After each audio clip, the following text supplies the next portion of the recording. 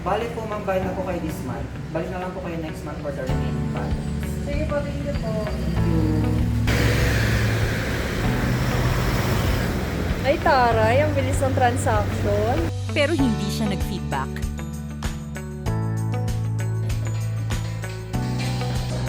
Thank you po, sir, sa ulit ng knowledge. Thank you din po ma'am. Pero hindi lang po ma'am. So, how's your experience? Okay naman pa nakatulog sa ko ako naman.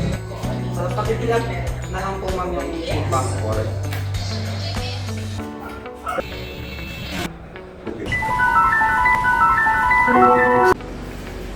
Ba't di mo pinilapan tong feedback form?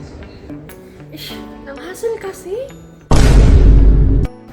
Kung may experience ka sa Treasure Link, good man yan o may suggestion ka, huwag mo nang itago.